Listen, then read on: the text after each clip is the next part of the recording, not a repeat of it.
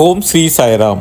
November 29, 2025 சுவாமி வழங்கும் இன்றைய அருளமுதம். நீங்கள் மகிழ்ச்சிக்கு தகுதியானவர் என்றும் அதை பெறவில்லையே என்றும் கருதுவதால் துக்கம் உங்களை பாதிக்கிறது. ஆனால் மகிழ்ச்சி மற்றும் துக்கத்தை பாரபட்சமின்றி விநியோகிப்பவர் ஒருவர் இருக்கிறார். அவர் நீங்கள் விரும்புவதை அல்லாது உங்களுக்கு தேவையானதை தருகிறார். மீட்சிக்கான பாதையில் உங்களை கொண்டு செல்ல சோகம் எனும் டானிக் உங்களுக்கு தேவைப்படலாம். கருணாமூர்த்தியான, சாஸ்வதமான, அனைத்தும் அறிந்தவனான இறைவன் உங்களுக்கு மிகச் சிறந்தது எது என்பதை அறிவான்.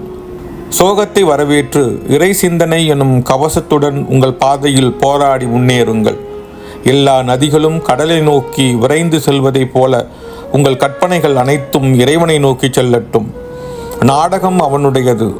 நீங்கள் ஏற்றுள்ள பாத்திரம் அவன் அளித்த பரிசு. வசனம் அவனால் எழுதப்பட்டது. ஆடை அணிகலன், நடிப்பு, குரல் மற்றும் மேடைக்கு வருவது போவது ஆகிய அனைத்தையும் அவனே முடிவு செய்கிறான். நீங்கள் உங்கள் பங்கை சிறப்பாக செய்து நாடகம் முடியும் போது அவனுடைய பாராட்டுதலை பெற வேண்டும். உங்கள் திறமை மற்றும் உற்சாகத்தால் மேன்மேலும் உயர்ந்த பாத்திரங்களை வகிக்கும் உரிமையை பெறுங்கள். அதுவே வாழ்க்கையின் அர்த்தமும் நோக்கமும் ஆகும். தெய்வீக அருளுரை, ஜூன் 9, 1970.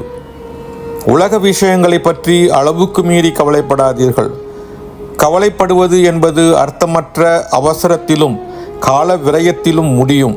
அந்த நேரத்தை இறை தியானத்திற்கு பயன்படுத்துவது சாலச் சிறந்ததாகும் என்கிறார் பகவான் ஸ்ரீ சத்திய சாயி பாபா.